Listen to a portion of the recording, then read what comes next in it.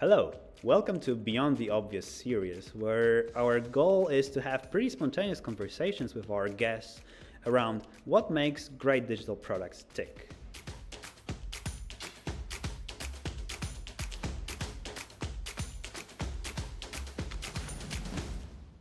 Our focus for today is some paradoxes of corporate innovation. And our guest today is Holger Rohden, a program manager at Siemens Healthineers, which is a global medtech company. Without a further ado, let me welcome Holger to the show. Hello. Hey Peter, how are you? Very good. Great to have you. Okay, so I think we'll just start from scratch and from the very beginning. So if you don't mind, if you could basically run our audience through what this digital sales companion product is all about, what you're basically trying to accomplish here. I'd love to. So the digital sales companion is an entirely internal focused product, right? It is for our sales, hence the name.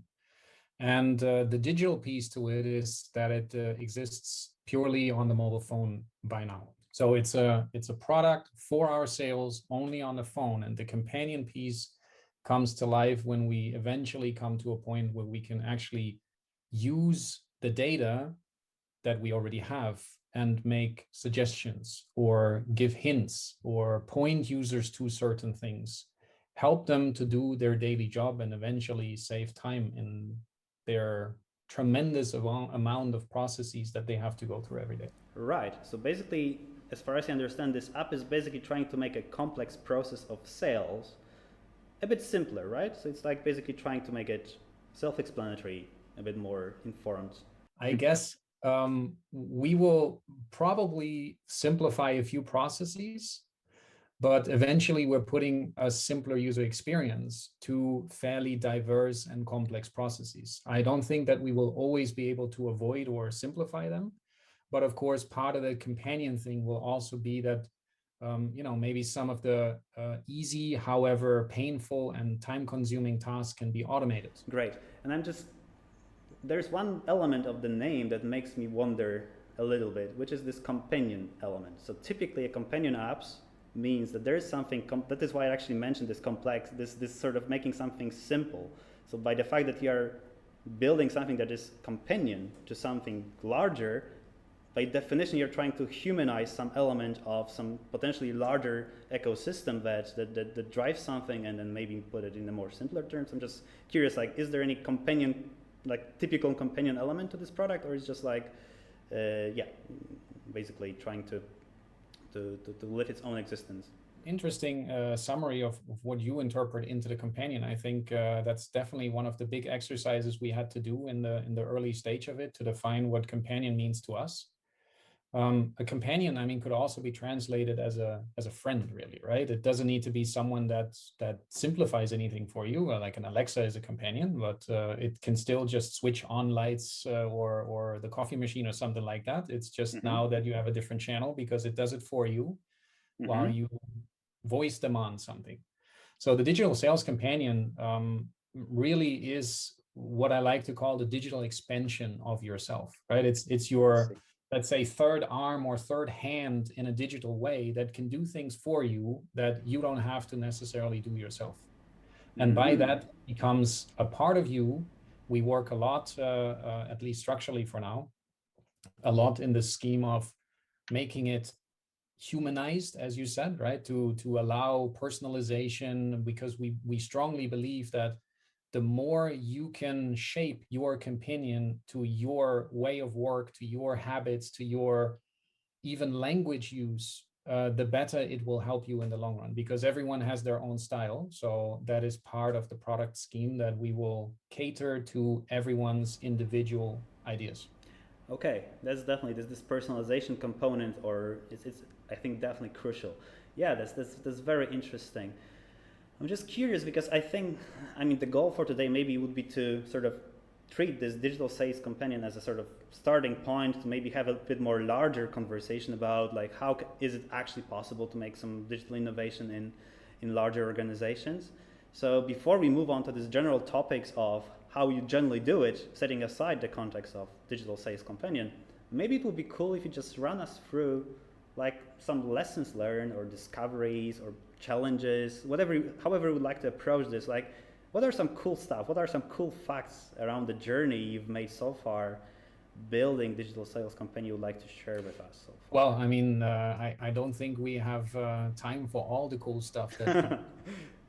But at least a couple of couple of good The examples. coolest for sure is that we were able to develop a product and provide it to our users in, let's just say, round about 4 months. And that sounds very easy, and that is a very tangible yet cool fact, right? That literally involved all our inputs. I mean, your colleagues as well as mine, but it also changed already lives, if you will. It sounds so amazing, but it's really, we had a immensely positive result or feedback on it, which I'm very proud of, because I've been involved with the topic for roughly 1.5 years now. It used to be a one-man show, and now we've just expanded and we've done great things. So while this sounds very easy, and the bottom line was just a consequence out of a lot of things that we did, I think other cool things is that we really tried to live by design thinking methodology in the first couple of months. So we started off literally more or less on a white canvas with a user group, and we worked with them through what are your pains and gains, how do you do things, where can we improve, and then eventually even went into some ideation, which is now something we've actually put into the product. Other cool things is that we continue to have users check in with us or asking them to give us feedback along the way. So we're still living by this standard of getting frequent user feedback. I just think it's cool how such a small team on our end can deliver an amazing product. I think it is immensely cool how the organization is picking up on it. There is, of course, not just a mobile product that needs to put into some app store, but there is integration, there is a ton of systems, there is security, data privacy, there is all these departments involved, and it's just immensely cool to see how all of this comes together. So bottom line, the whole thing is cool. Absolutely. Yeah. Well, actually, obviously, I'm no stranger to this thing, so I know some insights since we are working on this together. So it's sort of a little bit of provocative question that I ask you as if I don't know. So maybe I'll also share some of our, say, reflections on the whole process. So I very much like that you mentioned this sort of time to market mechanism that is actually pretty short, given the big, large organization standards, and this sort of establishing this constant feedback loop with users, not only after it was released, but also before it was released. So a pretty extensive discovery component. So I think it's actually pretty fun to see this sort of courageous act of going beyond what typically would take a bit longer time to ensure that every single element is actually trying to be focused on really short production life cycles to an absolute minimum, and making sure that with each iteration we learn. So that's actually a pretty cool fact. Maybe before we jump onto this more generalized topics and we leave this digital sales companion app, maybe there's one extra question I would like to ask you, because it sounds like this product is sort of a custom element to potentially a bit more out of the box structure that is behind the scenes, that is accompanying the sales process. So there's some SaaS products, some out of the box products you have most likely, and it's like normal for big companies that they use this. And I'm just curious, like, what was the drive behind having actually something custom made against having this standard, let's say, strategy of, hey, we can buy this off the shelf, we should just customize this? We never really defined it to be necessarily a custom-made product, right?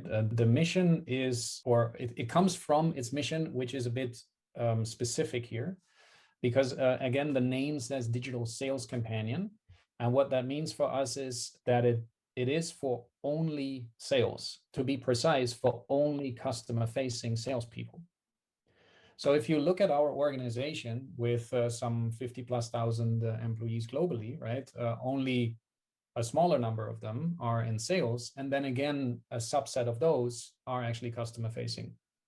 So we're building a product just for them. What that means is we have a very specific and distinct target group. And this is what we derived in this, let's say, early phase of the product, that we're not looking for a companion software. We're also not looking for any app with any functionality, but we want to build something for a very narrow, hence very specific user group. Mm-hmm. So within that user group, we're still trying to understand all the versions of personas, which is a highly interesting and amazingly fun process. We enjoy it, and it's a constantly growing theme. But this is probably the difference that we're seeing compared to other products that we're, of course, relying on. Right? There is systems that are without question required, and of course we're using them, like a CPQ for quoting, like a CRM, like ERP systems and stuff like that. But they are systems, and they do what they can do best. They serve processes or parts of life cycles, or they manage really large elements in a big organization like ours. But they don't have a very specific user group. Even if you look at ERP's systems, right, which are typically probably used by either the accounting or the production people, well, there might be someone from sales sometimes needing to look up something depending on how your company is structured, right? Mm-hmm. So it's more or less, it's the system that is generic from a persona point of view, but not from a functionality point of view. It's very good at its function, but not so good at catering to the consumer, if you will. And we're trying to flip this upside down. We're trying to say, what does the user group need, and how can we best deliver this user experience? That's a very interesting thought. It's actually pretty interesting. It leads me to this thinking about some comparisons between startup and larger organizations. And I think it's kind of obvious for a startup to define their value proposition. A, because they need to pitch to investors. They need to basically understand, what do they stand for? What is their elevator pitch? What is their USP? This is all like pretty much half of the work of startups, apart from some software that at some stage they are building. And actually larger organizations, obviously they have this long legacy, I don't know, sometimes 100-year long legacy of building things. So sometimes it's even obvious what they do stand for. And when it comes to building new stuff on top of the old stuff, sometimes it's pretty hard to say, okay, what makes Siemens Healthineers, and what is something that is a bit more generic, that is just a tool to help us be better, more efficient. So in essence, what is this efficiency component to what do we stand for, and what is deeply true to our heart, that what defines Siemens Healthineers as an organization.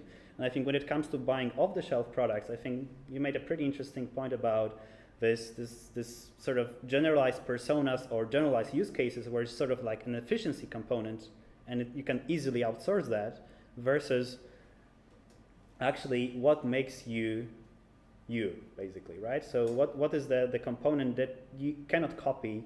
There's only one Siemens Healthineers on the planet, and if you were to choose what do you stand for in that particular use case, what would it be? And I think the way I understand what you said, this is one of the motivations of building this really true to the heart, humanized solution for your people, because you are part of them, you're part of the family, so you know best what serves them. And that's basically, at least my summary to that. Well, I think you summarize it pretty well.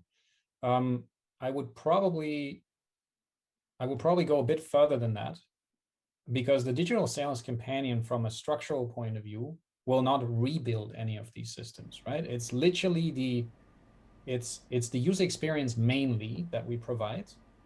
And then the second thing is that we provide the access to many systems with a similar or same user experience. So it's smoothless from a user point of view, right? So we rely on these other systems, because these other systems can do very, very good in their functions, as I said.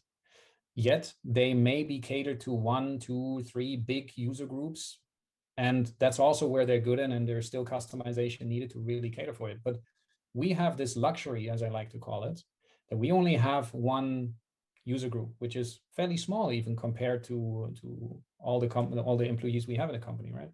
And we're taking this user experience seriously. We're trying to deliver it at best. And we're doing so by relying on all these other systems that are already there. So we know we cannot strive in the function. We also don't want to, but at least we know we're very good at the connecting to the user part. That sounds pretty cool. Yeah, I think maybe it's a good time right now to sort of divert a little bit from the actual use case of the digital sales companion product. We can still obviously come back to this when we need to, but maybe we can now switch to a bit more generalized topics around basically digital innovation in larger organizations. Obviously, you'll be learning from your experiences, but I think we can also sort of refer to general theories, what we generally like, what are the good practices from our sort of practitioner experience that we can share. And maybe I'll just start with a very generalized question around what actually, how to phrase it. I mean, I think the easiest way to phrase it would be, what does it mean to be innovative for big corporations? I know it's a pretty open-ended question, but depending on your answer, we'll touch upon different issues. Well, I'm not sure I can answer this very generically, right? Because my colleagues in product design, they do much better to be innovative in what we do best, which is building medtech devices and laboratory systems. I can say though that more from a, let's say, from a process excellence point of view, if you look really intrinsically, then I guess innovation just means to do things differently as you've done it before if they really don't work out for you. Mm-hmm. And that may sound harsh. I'm not saying always to throw out what you used to. There is a good part in that. And I guess there is also part of innovation is understanding what works well and then continue doing that. But it definitely means understand what doesn't work well or what doesn't work to the extent that we want to, and then look into improving or even redoing those things. Absolutely. I mean, this aspect of reinventing is obviously crucial. Maybe I'll tell you what is my biggest issue, sort of digital innovation in larger organizations, or what I consider to be the biggest dilemma that larger organizations have. Maybe you can confirm that, or we can just speak in general. To me, this is like this kind of potentially schizophrenic clash between capture the flag, so to say, initiatives and protect the flag initiatives. What I mean by this metaphor is like, if you understand, if you've ever played Counter-Strike, there's this mode of this game where you have, when you're just against, like, there's two players, there's a group of players, and the goal is on one hand to protect the flag that they have in their base, but on the other hand to actually capture the flag from the contender's base. And it obviously calls for a plethora of strategies. Either you're a bit more defensive at a time or you're a bit more offensive at a time, and you need to constantly make this balance between defense and offense. And I think this is, I guess, the biggest difference between startups and larger organizations, that startups, they don't have this legacy, so they have nothing to protect.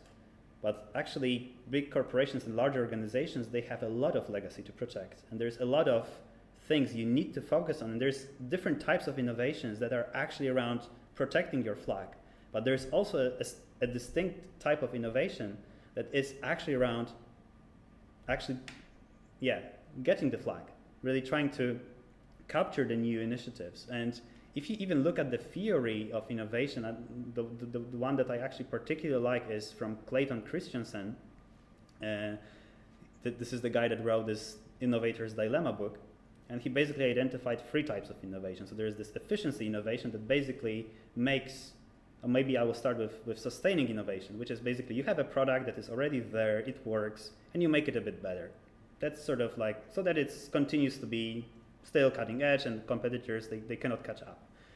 So that's one type of innovation. Another type is efficiency innovation, which means like you still have the product, but the price, because of the competition, gets a bit too high. So you are thinking like, what can I do to still have the same product but sell for a bit cheaper price so that I remain competitive? You're not innovating in new ways, but it still sort of maintains the core of the product, but still allows you to be competitive because of this efficiency you've gained through your innovation. So you can still sell the same product for a bit cheaper price and you remain competitive. You still get a lot of sort of cash benefits out of building this product. So it's sort of like milking the cash cow, so to say, component. Like you already have a cash cow, but it's no longer a cash cow, so you think, how can it remain to be a cash cow? So that's sort of efficiency innovation. But obviously there is this another type of innovation, which is this also a pretty buzzwordy term these days called disruptive innovation, which basically means you're starting something new, you're making complex products simpler, and you're trying to basically make them more affordable and accessible, the way Clayton Christensen puts this. And to me, sustaining innovations and efficiency innovations are just part of the protect the flag types of innovations for larger organizations. So how can you ensure that your current product portfolio is protected? And disruptive innovation is this sort of vague area in larger organizations that on one hand you would like to do it, but it generally means that you may even kill the current products, you may disrupt them. And then there's this big question, should I disrupt myself first before somebody else disrupts me, or should I allow to be disrupted? And once I'm disrupted, then I'll think how to fight. So those are, I guess, the biggest clashes in organizations, larger organizations, that they have this constant dilemma, should I protect the flag, should I capture the flag? What matters more at that particular point in time? How would you respond to that? Well, I'm not a Counter-Strike player, that's what I can say, but I believe the concept is pretty understandable, and maybe I can use my paintball experience, which would probably be the thing. Well, I think it's well put. It definitely is well put, right? However, how you even phrased it is there's two types of innovation that don't need to be exclusive, right? Let's say they're only exclusive for very young startups, which literally have exactly zero history. But as soon as you have built at least a little bit of that, you will always use it as long as it was positively recognized by the market, right? And this is definitely something that larger corporations can, of course, do. Let's say they have this immense castle on the top of a hill, and you will see this from far, even though they come to you in a Tesla and they're super disruptive, innovative with you at the moment, right? But you'll always kind of know the brand, or products that you have at home from them from earlier times, which I think have an immense value. The thing is, though, that when we thought about what we're doing currently, it's really about, does it make sense to continue buying products and just giving the best functions to different people? So I think where we've been a bit disruptive in this sense was we are taking a journey that we've never done before, which is building something for a very small user group. We're very aware of that. Which of course takes not just a lot of energy, but also a lot of time. It takes their time, our time, it takes money, and partially, of course, it is repetitive work because we're presenting something in a way that already exists. However, and that's at least what I believe in, is just because there is a screen that shows you the same information as a screen that you already have, it's a lot also about the how. And that might already be disruptive because we're thinking a lot about the how. We're thinking a lot about, is it the right information in the context that you are right now? And this is now where at least for me, disruption really starts to begin in my mind, where we go, oh, hold on, what does that mean in context? Well, it means that if I'm on a mobile phone, I can start to almost breathe where the user is right now. Right, that starts with stuff like geolocation, but the phone has a lot of other sensors, and we can start understanding, are you currently connected to a car? So is it probably safer to operate with you over voice, or are you close to a customer that you're supposed to visit right now, which we also may know. So all these things now start to come together, and we can create an immense new user experience, which is still based on the exact same data that we had before, but the how becomes now this entirely new thing. Absolutely, yeah. So this is actually obviously an interesting discussion. What is this efficiency component in for instance, digital sales companion, and what is this disruption component? Because depending on where you sit or how you look at it, you may say it's just an efficiency sort of add-on to what has been created, especially since there is sort of a lot of out-of-the-box, off-the-shelf solutions, and it's sort of like a little bit sort of an extra mile on top of this, which is this efficiency argument. But you can also, obviously, equally so, you can say, Okay, but it's also a disruption because, by the way, disruption means like it's making some things a bit more accessible and widespread, and you can measure how disruptive things are, especially in the corporate environment, enterprise environment, that you don't actually sell it to other people, you're just selling it to your employees. You're trying to basically make them use this by the fact, like, are they empowered with a bit more superpowers? Is the thing that you are trying to do allowing them to be equipped with wider range of impact? Okay, but you wanted to say something. Yeah, well, you brought me to an interesting point there, because this is probably also a bit disruptive, at least for our standards, is that we do not have a rollout plan. This is a very nice and traditional thing, and frankly, I totally understand it. It also has to do with ROI plannings and stuff like that. If you want to make an invest, you want to know when the users are actually picking up the application and using it. However, from more or less day one, we have said we want to build a product that people want to use. So we will know if our investment has actually been successful when we see that the user number goes up. First of all, the download number, of course, and then active user number, because our download number, as said, is limited. We know when we reach the peak. But this is something that I need to keep preaching into the organization, because this is just new, right? And people ask me, but what does it mean? Because it means a couple of things. It doesn't only mean that I'm not force feeding, if you will, any new product to the organization. I'm telling you, you have to use it because your employee contract suggests that you do that. But it also means that all my future planning is not really a time dimension. I can tell you that I'm doing this on the, I don't know, 31st of December. What I will tell you is we go to the next level if we have actually created a sort of value threshold. So I'm not measuring by time anymore, but I measure by value, which sounds hard because there's not a number that I can say, but we will work on improvements on where we are today until we can get a feedback from the user that they say, thumbs up, that's good, let's move on. And that's when we do it. That's when we currently take more users on, because we have a very controlled first user group on the product. And this can be tomorrow, or this can be next year. I mean, let's not hope so, but it's more important for me to create the value than to rush into any kind of number game by time. And I understand how this is new to some people. Absolutely, and I'm really glad that you brought this up, because actually this is precisely what I wanted to also emphasize, that on one hand you've mentioned that those types of innovations, this protect the flag innovations and capture the flag innovations, they are essentially part of the same family. That's one way of looking at it, which is obviously true. But at the same time, they are different. And the most, I think, easier way to distinguish them would be how they are measured, how the success is measured in the efficiency and sustaining innovations versus how the success is measured in the disruptive innovations within larger organizations. And exactly as you said, it's pretty hard, especially when you have a short-term thinking as a CFO, to say, okay, just show me the money, come on. I mean, should I really wait 5 years to see some benefits, or should I even wait like 2 years? Come on, I have this quick efficiency round I can do for X amount, and it's gonna give me this type of benefit. Which is this interesting dilemma, because exactly as you said, if you wanna show the progress, also even to the even to the CFO or just to the CEO, like, okay, should I really say, hey, you've made this return on this investment?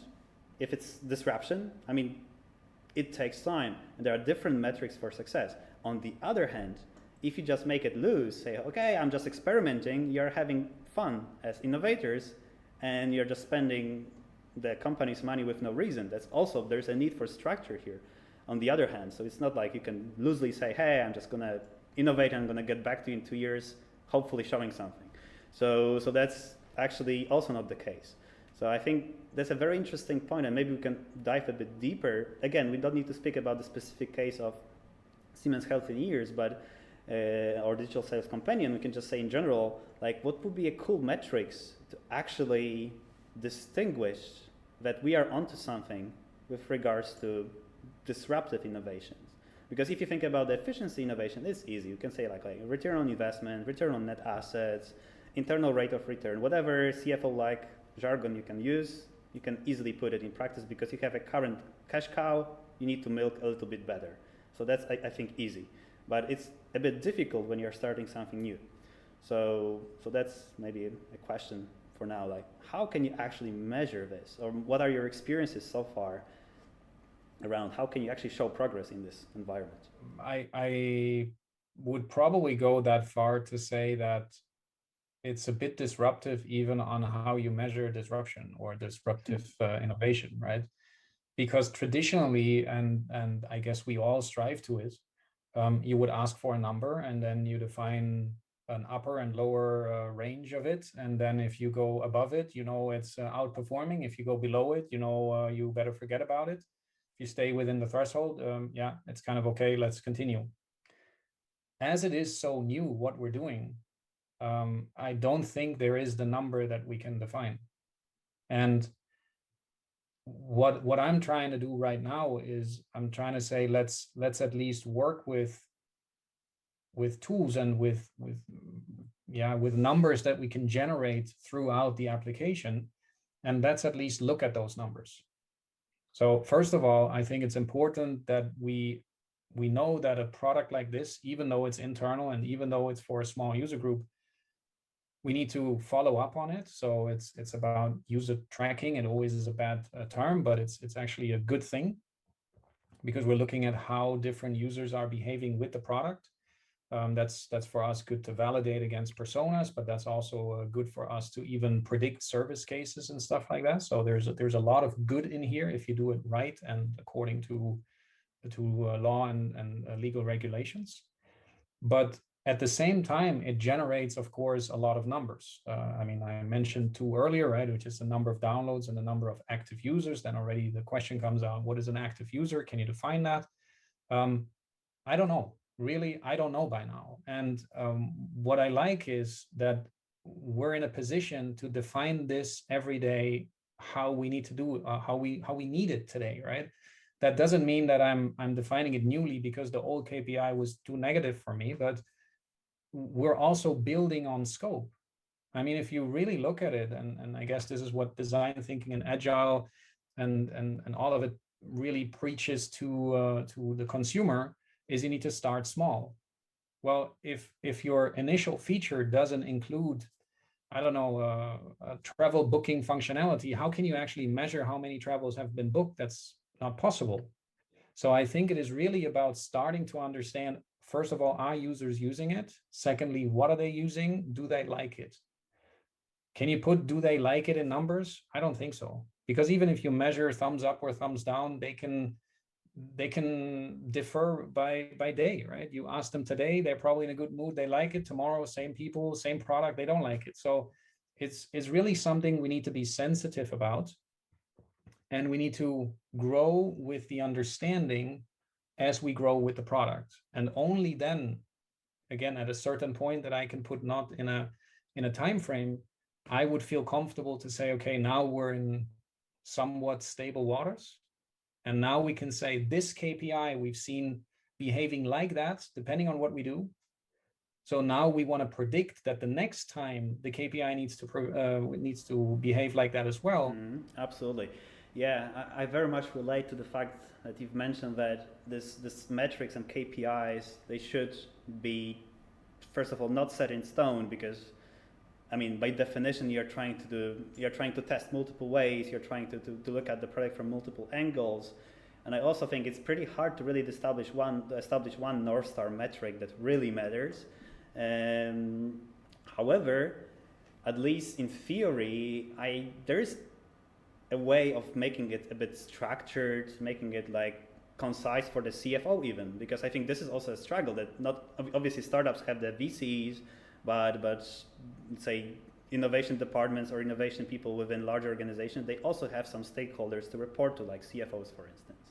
And at the end of the day, it's very natural for them that they need efficiency and structure in communications.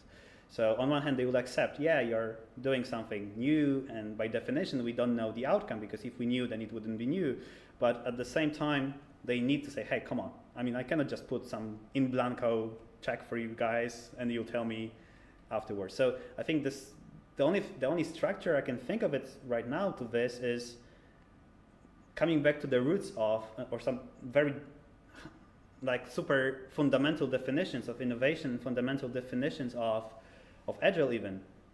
And I guess it would be good to start with what is the core hypothesis you have about the product? What needs to come true so that your product got even founded in the first place? Because you have some instincts, you have some intuition that you would like to touch this part of your company and improve this, and you sort of set up something something comparable to startup around that.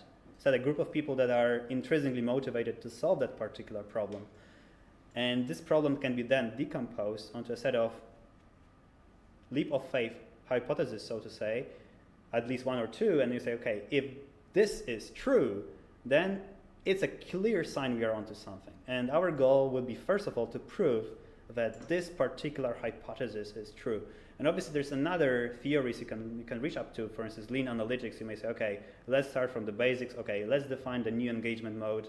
So we want our people to be equipped with this superpowers that makes them this better, and we define engagement in this and this way. So our first hypothesis will be, let's see new engagement in practice.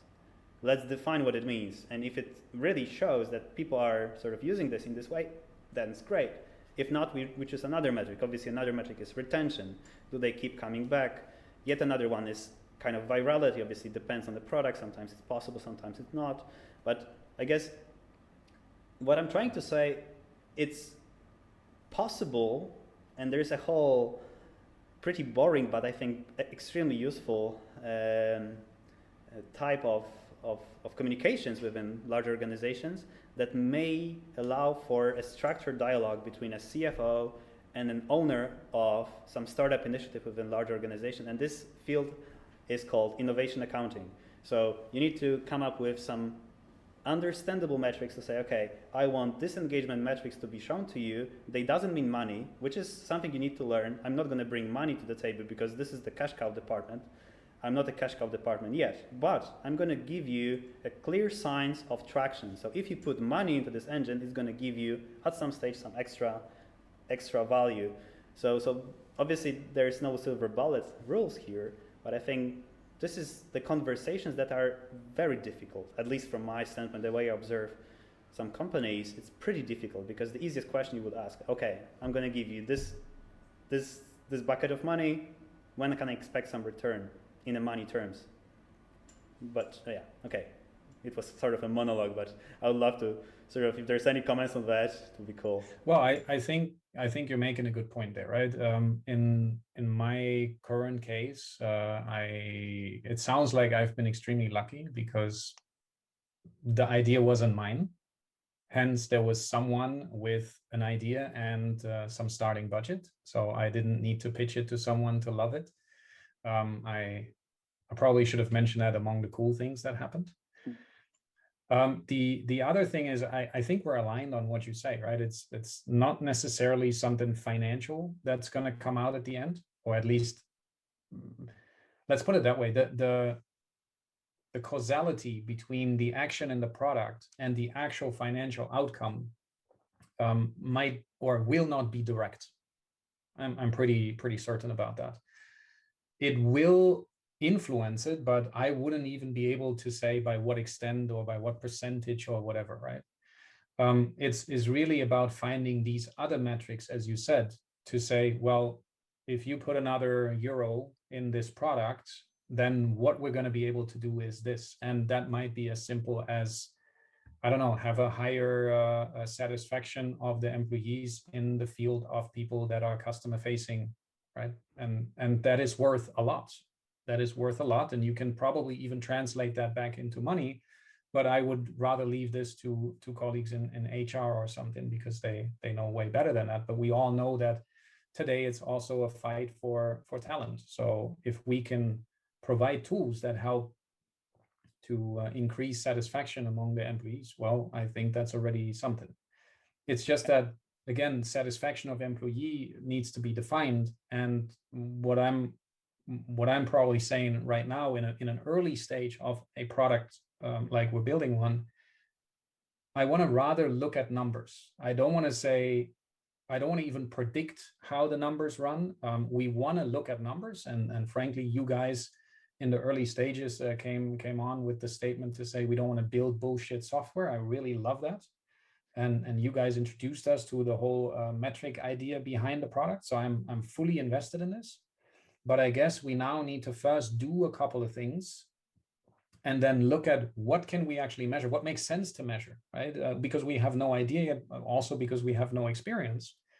And when we understand that, we will look over time and we will see graphs with up and down trending numbers. We will see percentages or whatnot. I'm not even sure exactly yet. And then we will derive out of this what are useful numbers and what are numbers that are not so useful, and frankly what are things we shouldn't do altogether, right? And that's the point when we will actually be able to define and say, okay, well, that number seems to be a pretty good indicator for whatever, right? And that's what we're going to look at. But I guess the big point here is that even the retention number for a closed user community like ours, I think is something you will have in mind, but at a certain point, you just hope that, your user level stays pretty straight. So to say, well, another euro will avoid user retention, yeah, that's a little difficult to me, because if the people are in love with the product, they hopefully will be in love, even though you're not putting new features in there, because they already see value in. If you now increase the value, and the retention does not go down, it's like a difficult relationship, right? You say invest more so that nothing happens. Absolutely. That's the point when you actually need to start looking at other things. So I believe looking at KPIs is the right thing. Defining what are the KPIs is something we need to define as iteratively as we design the product. Absolutely. Yeah, I 100% relate to this. I would even say that if we want to speak a little bit about the data itself and how you should deal with the data, you're 100% right. There's no silver bullet, although there are some generic rules you can apply. And obviously even corporate startups or corporate products that are internal, they have different dynamics that the products need to be sold to people like on the street. And even though there's still sort of engagement here and engagement there, retention here and retention there, it has to be really intrinsically understood, which is why I would 100% agree that it's an iterative process. On the other hand, there is this list of core hypotheses that you had when you started the project and you really want to validate. And there is this human component to the data. So I really, for instance, for me, the data segment itself, if you look at the even team structure standpoint, it's a pretty interesting niche to be filled.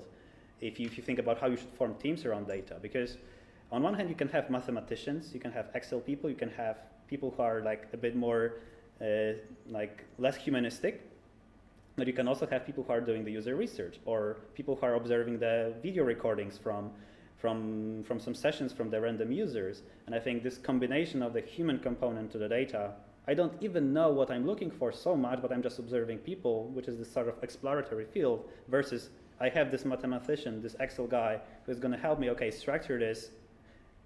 They can absorb problems from the human-centered people saying, hey, you know what, this particular guy is very strange. He's behaving or she's behaving very interestingly. Maybe you should just give it a try and see if there's any data correlation around that. So those are this interplay between the human aspect of the data and the mathematical aspect of the data. And sometimes people are just overusing user research or design thinking, whatever is this design techniques. And sometimes people are just super mathematical and they say, okay, just give me the dashboard. All my CFO or my CPO cares about is some cool dashboards and cool charts, and there's no human component. So sometimes I even say it's cool to watch Netflix about your product, some series about your product. So it's cool to have, after every iteration is finished, a set of quantified discussions. Okay, what have we improved? Have we really pushed some levers?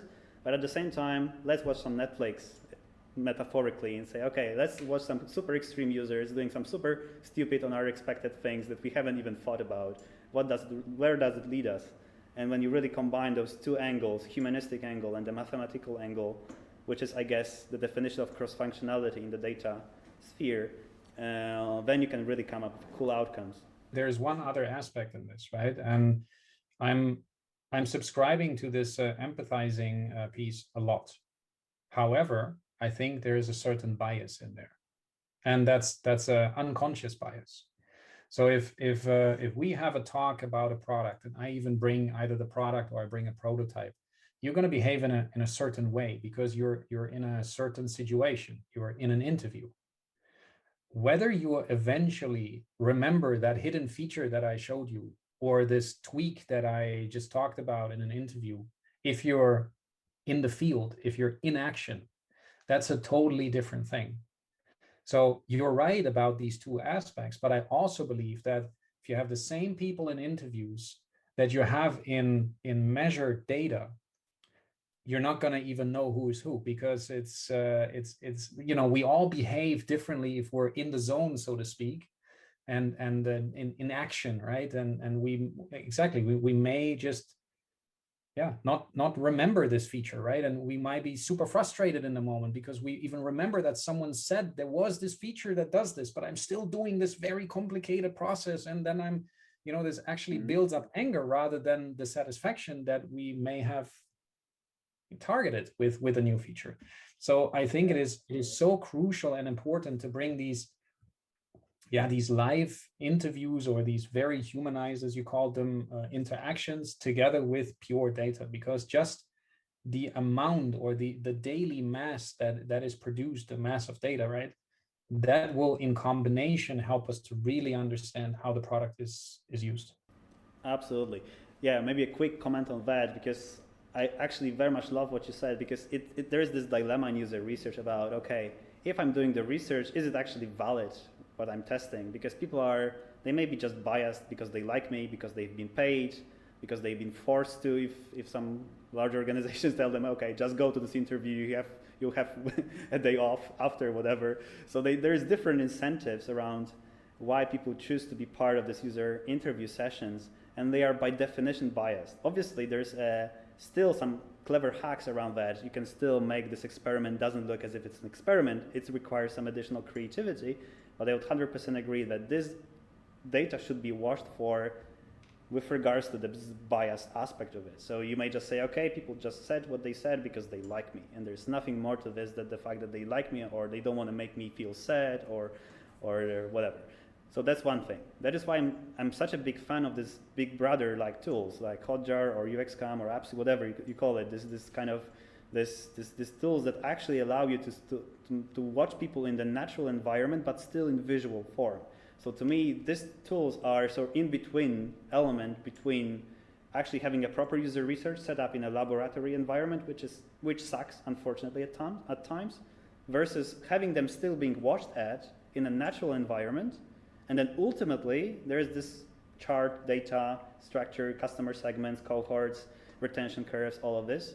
And that's obviously super important aspect. So I think that if we speak about data, there's actually three pillars to me. Like there's this superhuman data, which is user research. There is this in-between human data, which is like big brother tools.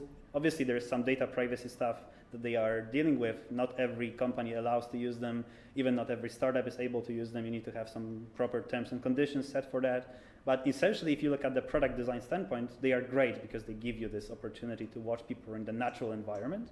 And then ultimately, there is this Excel-like, obviously, data-driven mathematical components. But I 100% agree. And I'm glad that you also brought this up. I also very much empathize with this data bias from user research or overused user research. But you know what? Maybe there's one extra thread we may still touch upon today, which is kind of related. We have spoken, our audience may not be even aware like who we are to each other, like what's our relationship, and maybe it will be kind of cool to sort of describe our relationship a little bit, like since we are partners in crime in this product, we work on this together, maybe by trying to define how do big companies deal with outsourcing, because essentially we are your outsourcing partner. So you hired us to help you build this. And maybe it would be cool if you just briefly touch upon like, what are your thoughts on outsourcing? what is cool, what is not so cool about it? Like maybe just a quick question, quick spontaneous round around that. To me, outsourcing is always something that's perceived very negatively, because it means you're eventually taking jobs of colleagues and give it to a company that's outside of your own. That's not entirely true, and that's also not what happened here. I think it's important, if you want to run anything in an innovative manner, that you get new and fresh ideas. So it's always good to ask people that have not been historically biased, if you will, if we use that term further, right?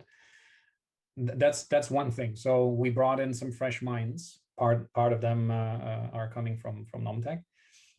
The other piece is that I believe that we're trying to do something here. So I'm part of a commercial excellence department, right? So it's basically the global sales organization. Well, I'm no expert in building apps. Frankly, this is my first app that I've ever helped create. So who would I be if I said, well, we're doing things a lot different than before, because we're doing amazing things now. And I start to, I don't know, even code my own application, because nowadays that's apparently, as you can learn from YouTube, so easy and everyone can achieve that. I don't think that's necessarily how it is. It definitely became a lot easier. And I think a lot of this ease helps also me today in defining what I would like, because there's a lot of products in the market that help me to mock things up, or that help me even to get inspirations. But eventually it's about having the best in the market for a very distinct job to be done. And I think while my team and I, we're definitely currently the best to understand the needs of our users, prioritize them within each other, and have those discussions and interviews and pitch ideas back to them and understand their requests. I see that you guys are among the best to create mobile apps, and that's reason enough for us to say we work with you on this, because the learning curve that anyone within our organization would need to go through to get there is just way too long. And again, I said it before, we did what we currently have in store in a roughly 4 months. This is an incredible speed, and this is part of the success. Maybe I'll just share what I think that is unique also about our relationship when I compare this to the other relationship, or as you said, as you started, with some stereotypes about what outsourcing means to people, or what outsourcing means to larger organizations. So I will maybe start with the stereotypes. So I would 100% agree. I mean, standard definition of outsourcing is like, those guys, they need to be there because A, we don't have time, but we would do it ourselves, but come on, we don't have time, so we need to hire them. But it's like there's this aspect of doing something even bad by hiring outsourced agencies, because they say, oh, we could do it ourselves, and why should we do it? So there's even this dilemma sometimes that companies have, like, okay, it's only temporary, we shouldn't do it. And those stereotypes typically result in this mode of cooperation when you just hire the company and you don't talk to them so much. You just become as secretive, there's as much secrecy as possible between you and the outsourcing partner. Say, okay, here's the spec, just do it for me. When should I expect this to be done? Do you have any questions? Okay, go to work. And this environment, unfortunately, I wouldn't say it's super efficient, because yeah, there's so many reasons why it's not super efficient, but maybe before me complaining why it's not super efficient, I would just emphasize what is unique to a certain extent in our case, which is, I guess, to put it in outsourcing terms, you decided not to do body leasing from us. So you haven't leased some bodies that will help you deliver some specs, but you basically choose to augment your team with our people that just happen to have some complementary skills to your people. And we are part of the family. Even though we are a bit more external than you, and we have different levels of immersion than you, but there's a lot of emphasis put on us being on the same page as much as we possibly can, and us learning from each other. So I guess there's a fundamental difference between body lease agreements, which are kind of inhumane by definition, like, hey, okay, those are those guys that we are forced to have, because if not, we will not deliver, versus team augmentation components, where there's actually an augmentation element of a team and a huge emphasis put on actually having some proper relationship. And what I mean by proper relationship is not that there's a good atmosphere, although it is. I mean, we like working with each other. We have cool time. There's like a cool party that unfortunately I wasn't able to join, remote party. But I think apart from this, there is another element that I would define that makes it a proper partnership, which is we are partners in crime. So we are actually trying to fight the same battle, and we are trying to generate insights on both our ends. So in order to be able to properly fight a disruptive innovation battle, there is one currency that is important, apart from features, which are, to me, secondary. Features delivered is one thing, secondary, as I said, but the first thing is like validated learnings delivered in periods of time. And then the big question is, who is responsible for that? And the easiest way to say it is, okay, those guys, those outsourcing guys, they are just there to build features, and we are there to build insights. But in your case, it's actually like we are joining forces to collectively build insights.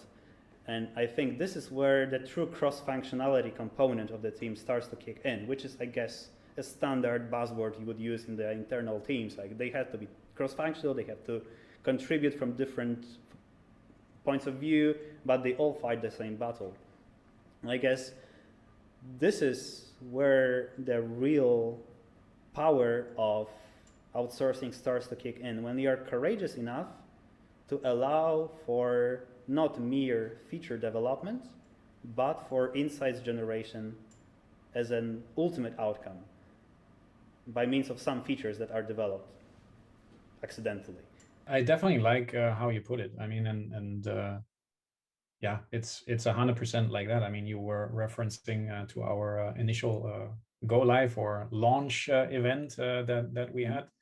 I thought this was definitely a very cool milestone in these virtual times, entirely virtually delivered, but it was still a cool thing where literally everyone came together, and at least from what I've heard, everyone liked it. So it was very nice. It's really how you described it, right? It's a team extension, or yeah, it's a team from outside the company, you can say. It's not even an extension, because you guys, as much as two other partners that we rely on in this case, they are a natural extension of who we are and what we do. And I definitely like that, because it feels that, as you said, everyone is owning the same problem. And there are hiccups here and there, of course. They come just by the natural development of the product, but they also come from the collaboration of all these parties. And there's been a number of times where, you know, something cracks up over here, and then someone out of the other division raises their hand and say, okay, hold on, we can do this in order to make it better for now, right? To at least put a plaster on, and then we can talk about it when you guys have resolved it, and we can roll it back or whatever. So this is really where this becomes a vivid, intense partnership, as you say, teamwork, really. I do remember it was, I probably think it was like the third or fourth sprint, when for the first time ever, someone mentioned, you know, the contact screen, and one of the developers actually immediately went to the right screen in the app, and it felt like that was when it clicked, right? When everyone really was on the same language, which is extremely difficult to achieve. I mean, of course, we have our lingo, and you guys have yours, and everyone has theirs, but to make sure that when we talk about a certain point in the product, or a certain functionality, or a certain process, or even a certain target that we want to achieve, it's so critical that we are aligned on the language and what that eventually means. And I feel that we have definitely achieved that within our DSC program. Yeah, but you know what? Maybe let's disrupt this idealistic view for one more minute, or a couple of more minutes, because that's interesting. I mean, I obviously like our vibe, but to be truly sticking to the theories, you may say, why should you outsource something that is disruptive enough that should be part of your core business? Because if we focus on the disruptive part of digital sales companion, in theory at least, and this is even what I continuously see in the books, even from Plato and Christensen, they have this sort of negative view on outsourcing. This I would say that this is the standard body lease definition of outsourcing. But anyways, generally they say, come on, you cannot outsource your heart. You cannot outsource something that makes Siemens Healthineers. This is your job to solve it.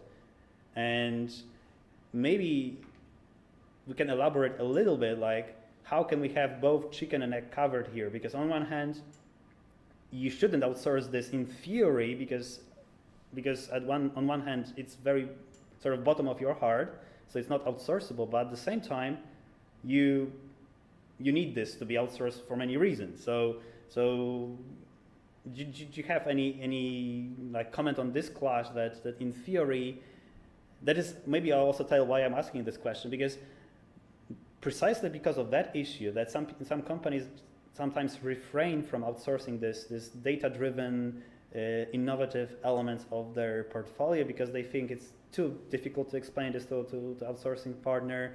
It's just like better to stay on the safe ground. Lease me some bodies. I will just do them easy jobs. So this level of partnership is diminished because it's just easier, and it's like, yeah. And in your case, we actually moved a bit higher, and we are really like partners in crime here. So I'm just curious, like, if there's any spontaneous thoughts you have around this clash, that even though it's sort of a disruptive thing, you still outsource some part of your heart, so to say, to us. I mean, the fortunate situation for us, in a way, you can say, is that the digital sales companion is not a core product, right? I think what is, I can't say for sure, but I would believe that developing one of our core products becomes a little more critical. Let's put it that way. In this particular case, what's I get, it's more, yeah, I don't know how to frame it. Is really a different situation because we're catering internal only. This is enabling our own colleagues rather than selling it to the market, and that's probably why we felt so much easier to make that decision. And bottom line is, it was also about speed. I mean, let's not kid ourselves. To onboard an external partner was much quicker, but then we're back to very standard body lease definitions. Exactly. Yeah. I can tell you, maybe it's also sort of a spontaneous validation of our value proposition that I can do on the spot with you right now, because I can tell you what at least we try to strive for, and you enabled this in digital sales companion environment. So the reason why I brought this heart metaphor up is, obviously we don't know your heart as much as you do. So we don't know this legacy of many years what you have discovered so far, but it doesn't make us relieved from contributing to insights together with you. The easier way would be to say, okay, you do the vision, we do the features. That's the easiest sort of division you can come up with. But we may also say we can go a bit step further and say, okay, you do the vision, you do the strategic insights, we do the features, we do the operational/strategic insights together with you. So we are jointly responsible for the insights, and you are a bit more responsible for the vision. We are a bit more responsible for the features, because obviously at the end of the day we do the software development standard stuff, right? So, but depriving ourselves from this insight generation component makes our job easier, B, a bit more boring, but I also would say C, less relevant, because we are just pretending that we don't know anything about the product, even though we do, because we are part of the cycle already. Plus we have data sets that we are collectively working on. So that is why I generally like to say that it's cool that an outsourcing company tries to be a vitamin C component to innovation, which is like, if you are ill, you take vitamin C just in case you're not ill. So in order for you not to be ill, you take vitamin C in winter, but it doesn't sound like a big thing to do it. Like, it's okay to take it, but if you don't, you may be ill, but you may not be ill, but it's very subtle, but still relevant, right? So I'm not saying we are a neurosurgeon. We are not operating on your brain. We are not trying to say, hey, come on guys, change your 10-layer plan here and there because this is stupid, this is cool. We just say, okay, allow us to have data-rich environment together with you, so that we can collectively with you, understanding the vision you have, work on the data sets we have collectively generated to come up with the insights that will allow you guys to come up with the best possible variants of your vision, and determining which part of your initial vision sucks and which part of your initial vision is great. And obviously helping to get rid of the parts of the vision that really is bad, and really double down on the parts of the vision that is awesome. So it's not our job to define the vision, but I would say it's a bit too easy task for an outsourcing company to just deprive themselves of the fact that they should be contributors to validating the already established vision with the client. And I guess this is, to me, this golden balance between companies inviting some outsourcing partners to the innovation, but they should be pretty specific in saying, hey, come on, you are not only here to build features, you are here to continuously work with us so that we can generate enough learnings, enough insights about the products we build, so that we finally decide which part of the product sucks and which part of the product is to be doubled down on. And that's, to me, like this.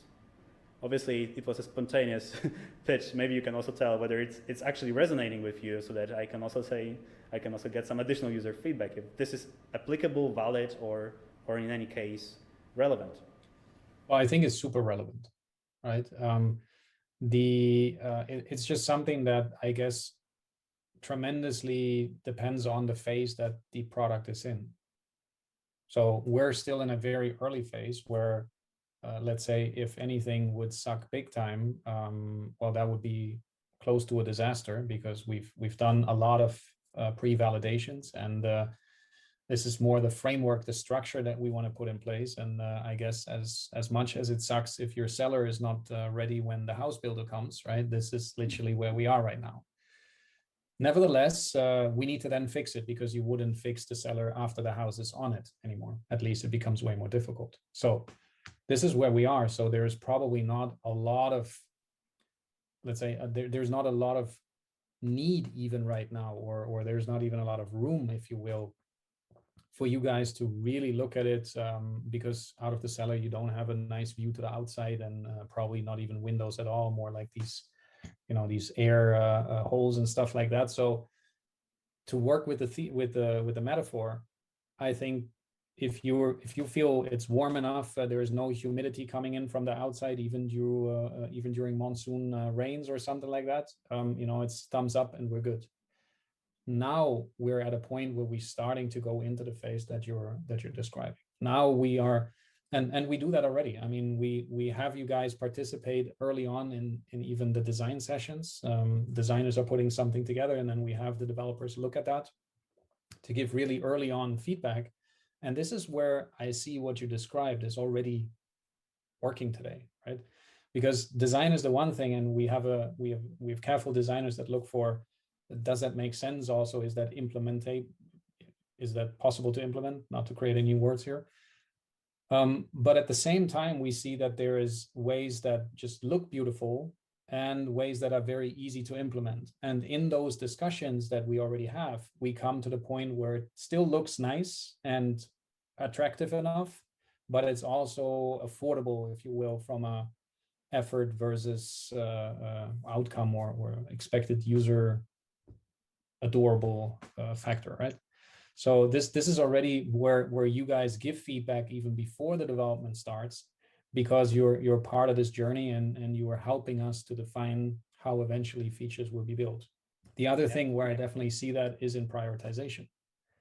I mean, it makes sense to work with you. Maybe prioritization is the wrong word. Maybe it's more sequencing, right? Where you guys help us to look at features, and you say, well, if you were to do this now, then we can actually build on top of it later, because these and these and these components or whatnot, they can be reused. So this is extremely helpful, because if I just force through whatever I believe is the next thing to do, that may just, well, bite me in the end. And that's where I already see this happening today. And I guess we'll definitely come to a point where even the final product, when it then has all these features, right, where you guys can give us feedback and say, well, now that we've put it in there, I don't know, it doesn't really make sense. So let's look at the data. Let's see how the users like it or not. And if we see no one actually ever uses it, then we definitely need to take it out again.